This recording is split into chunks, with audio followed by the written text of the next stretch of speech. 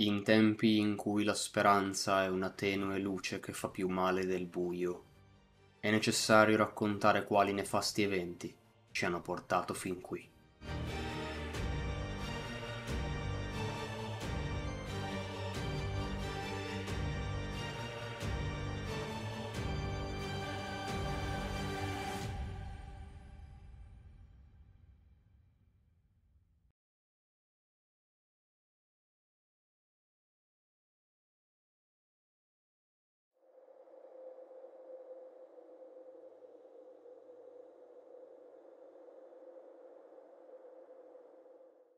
Cadia, Lord Generale Ursarkar Ygritte e Sergente Vessillario Jarranchel.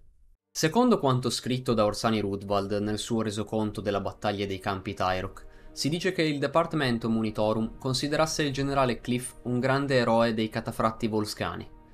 Purtroppo, questa reputazione venne bruscamente interrotta. Il generale Cliff cercò in tutti i modi di fermare l'avanzata di Creed, ma quest'ultimo non ne volle sapere. E Scubitoi Castellum, il Leviathan del governatore Marus Porelska, venne assaltato dalle truppe dell'ottavo Cadiano guidate da Creed e Kel, i quali si trovarono davanti a fiumi di catafratti volscani, alcuni Space Marine del caos e orrori che nessuno avrebbe dovuto vedere. Ripulendo ogni piano, raggiunsero il ponte di comando, al cui interno non trovarono altro che morte. Kel analizzò la scena e dedusse come centinaia di Cadiani presenti avessero tentato di barricare le entrate e poi di proteggere Marus Polerska con i propri corpi. Tuttavia, il governatore cadde comunque, una lama nella mano e un eretico ai suoi piedi. La battaglia dei campi Tyrok venne vinta. Cliff venne ucciso, i Leviathan dei Volscani vennero annientati, eppure Creed sentì solo la sconfitta dentro di sé. Kel riferì l'arrivo di un contatto Vox attraverso l'unità trasportata da Castor e Creed si scambiò le ultime informazioni con il signore della guerra Rise. Come se la morte di Porelska non fosse bastata, il Governator Secundus Carwin parve disperso. Ogni contatto con Kazer Vazan fallì. Il sole tramontò. Guardate, il giorno è finito su Cadia. La lunga notte è cominciata. A bordo del Leviathan Sacramentum di Rise, le alte cariche si riunirono e Creed fece finalmente il nome che tutti non pensarono di dover pronunciare ancora: Abaddon il Distruttore. Ciononostante, Rise non riunì tutti i comandanti per discutere della mente dietro a tutto questo. Cadia si trovava senza un leader e prima che i sommi signori della Terra nominassero un nuovo governatore planetario, avevano bisogno di un sostituto. Rise stesso si escluse immediatamente dai candidati e così il generale Gruber iniziò a percorrere la stanza ricevendo solo negazioni da parte di tutti i presenti. Nessuno volle prendersi la responsabilità e per un attimo Gruber si propose, ma Rise scartò anche quell'opzione. Il commissario Aldrad intervenne uscendo dall'ombra e sostenendo che non fosse stato Porelska a guidare i Cadiani sui campi Tyrok, e neanche Gruber, ma Ursarkar Creed. Quest'ultimo disse di non voler essere il governatore, poiché sarebbe stato solo una pedina, mentre Cadia aveva bisogno di un comandante. Nei suoi scritti, Orsani Rudvald raccontò diversamente la vicenda, sostenendo che Creed avesse tenuto immediatamente un discorso davanti al pubblico, che la folla avesse preteso di vederlo nominato Lord Castellano e che egli avesse rifiutato 3 volte prima di accettare. In realtà, seppur in modo simile, la faccenda si svolse in modo diverso. Creed rifiutò la nomina di governatore, ma fu lui stesso a proporre il titolo di Lord Castellano, così che potesse comandare tutta Cadia fino al respingimento delle forze del caos dal pianeta e dall'intero sistema. Dopo un silenzio iniziale, la nomina avvenne e Creed parlò alla folla. Uomini e donne di Cadia. Molti sono stati persi oggi. Amici, figli, madri, figlie, compagni. Ci siamo opposti al fuoco, al bombardamento, al tradimento e alla codardia. E non ci siamo tirati indietro. Non ci siamo voltati a chiedere se un altro potesse prendere il nostro posto. Ci siamo opposti, abbiamo combattuto e siamo andati in battaglia. Oggi l'Alto Comando mi ha chiesto di servire come Lord Castellano di Cadia. Ho accettato questo gravoso onore. Oggi abbiamo respinto il nemico dalla nostra casa, ma i prossimi mesi saranno duri. Io non vi offro altro che sangue e battaglia. Questa è la nostra parte in una guerra che dura da 10.000 anni. E oggi, fratelli e sorelle, oggi noi, voi, Avete conquistato una grande vittoria che sarà ricordata per altri 10.000 anni, o finché l'Imperium dell'umanità vivrà. Fu solo l'inizio. Urfworth, Segmentum Obscurus. La 13ª crociata nera colpì moltissimi pianeti.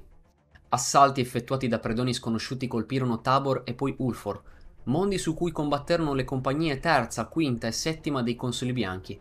Successivamente i Consoli Bianchi avviarono una serie di attacchi contro la banda da guerra degli Spettri del Warp, permettendo di respingere il caos dal sistema. In seguito a questi scontri, le navi della Marina Imperiale si prepararono ad un contrattacco. 3 squadroni di distruttori Cobra e l'incrociatore classe Lunar Goliath inseguirono gli invasori attraverso gli stretti di Faberius e ingaggiando l'incrociatore classe Styx Sangue Oscuro. Pur perdendo la maggior parte dei Cobra e subendo gravi danni alla Goliath, gli imperiali classificarono la Sangue Oscuro come la nave di Tarrak Sangue Oscuro, un condottiero dei Signori della Notte. Prima che i rinforzi imperiali potessero arrivare, giunsero tantissimi segnali d'arrivo da parte di navi da guerra caotiche, motivo per cui i sopravvissuti si ritirarono rifugiandosi nel vicino porto di Aurent nel sistema Agrippina. Non fu certamente l'unico fronte in cui i Signori della Notte si schierarono, e si sentì parlare anche di una loro armata comandata da Decimus, autoproclamato profeta dell'8ª legione, apparentemente più interessato ad un attacco diretto verso gli Eldar dell'Arcamondo Ultue. In seguito alla fuga presso Aurent, numerose divinazioni astropatiche puntarono su Urfworth, come grosso centro di ritrovo per una gigantesca forza di navi dei Caotici. Unità addestrate di Kasrkin vennero spedite sul pianeta per ordine dell'Alto Comando di Cadia, ma Urfworth si rivelò un pianeta ormai corrotto, la cui gente venne sacrificata in nome degli dei del caos e ormai popolato solo da milioni di zombie della peste, affetti dalla maledizione dell'apostasia. Quando le navi caotiche iniziarono ad avvicinarsi a Urfworth, i Kasrkin tentarono di ritirarsi, ma tutto fu inutile quando le navi caotiche distrussero ogni loro trasporto, nemici ai quali si aggiunse la famosa distruttrice di pianeti di Abaddon. La titanica nave capitale rilasciò tutta la propria potenza su Urfworth, penetrando oltre la crosta e riducendo il pianeta ad un campo di asteroidi. La distruzione di Urfworth echeggiò nel Warp, e il suo grido di morte venne udito da ogni telepate nel raggio di 1000 anni luce. Durante il collasso di Urfworth, centinaia di navi caotiche fuoriuscirono dall'occhio del terrore dirigendosi verso Cadia. L'artiglio del contagio e la Terminus Est, insieme a una densa flotta di navi pestilenziali, emerse nel sistema subiaco Diablo, spingendosi all'interno del settore. Insieme alla moltitudine di navi caotiche e protette dalle navi da guerra classe distruttrice Morte Impietosa e Fortezza dell'Agonia, giunsero 2 fortezze a pietra nera, rubate all'Imperium durante la 12ª crociata nera. Ormantep, settore cadiano, Segmentum Obscurus. Avvertite dagli astropati sopravvissuti sul pianeta Belisar, varie pattuglie navali fuggirono dalla massa di navi nemiche in arrivo e iniziarono a richiedere supporto nei settori vicini. Tutte le navi disponibili si riunirono nel sistema Ormantep sotto il comando dell'ammiraglio Pulaski, preparandosi a tenere occupato il nemico in modo che Cadia potesse respingere gli invasori. Ormantep stesso aveva già visto una certa dose d'azione prima dell'arrivo di Pulaski, infatti non molto tempo prima un contingente della Legione Nera si era infiltrato nella stazione d'ascolto Ormantep, passando attraverso dei complessi minerari e macellando chiunque trovasse sul proprio cammino.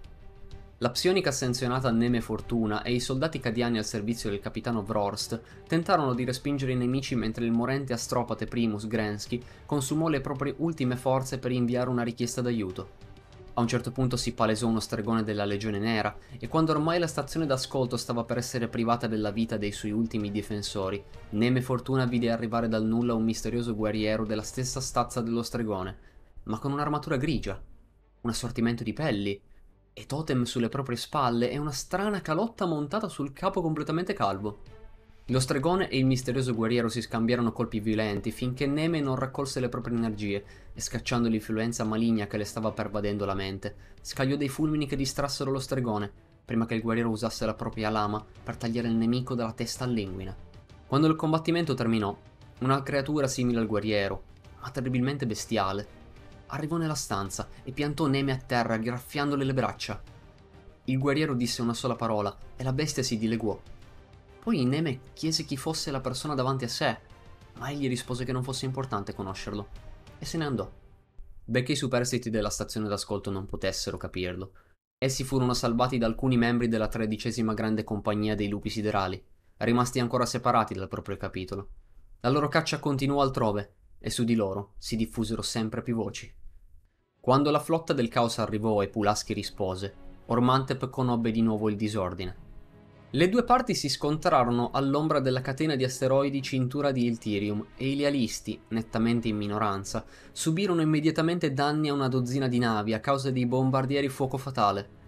Successivamente, una parte della flotta caotica si disingaggiò dallo scontro principale, passando alle spalle della marina e puntando verso il settore Agrippina. Nonostante i numeri del nemico fossero diminuiti, la battaglia proseguì a svantaggio dei lealisti e l'ammiraglia di Pulaski, onore e dovere, venne fatta esplodere.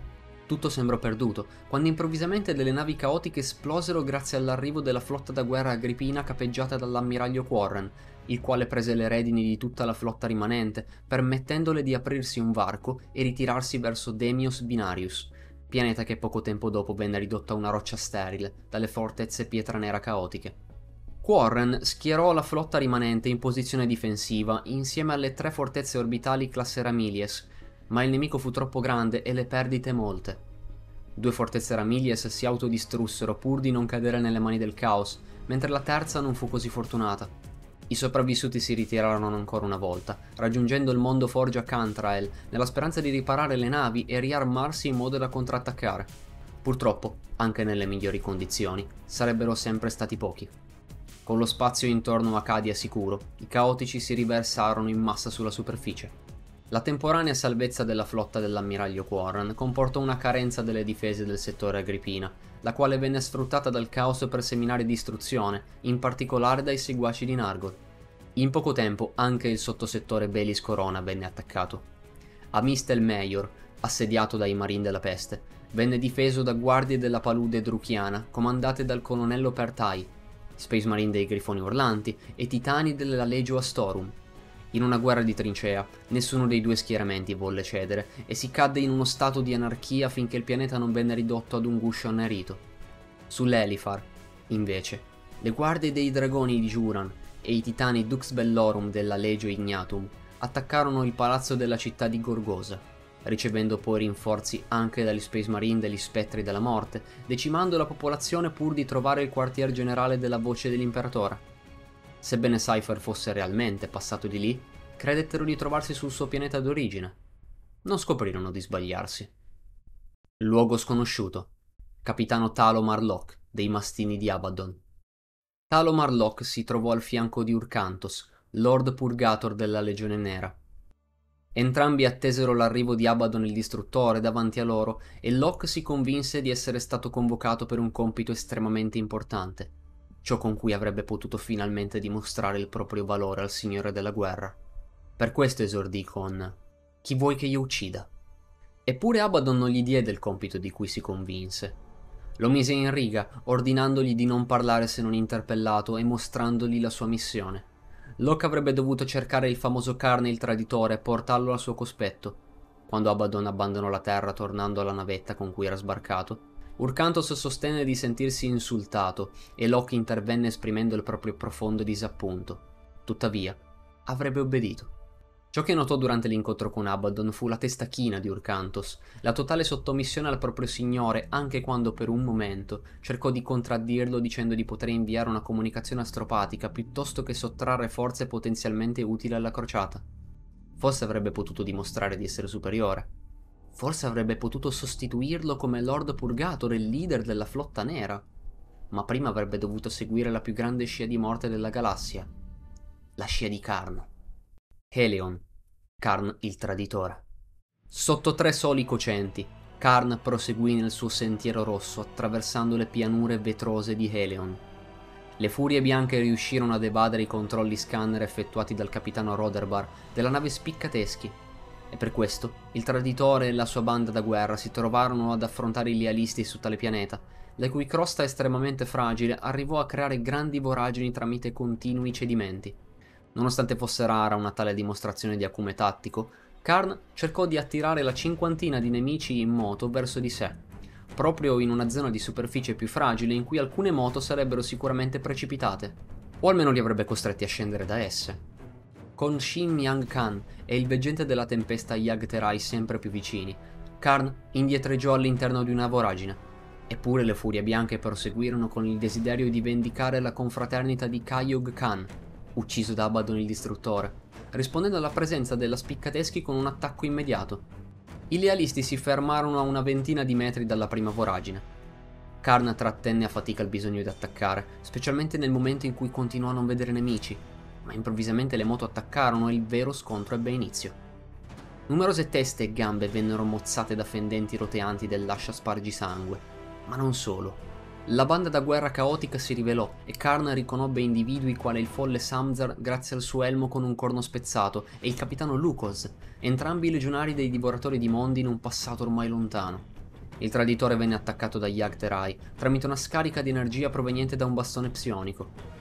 Prontamente, Karn spezzò la testa del bastone, costringendo il veggente della tempesta ad estrarre la spada catena.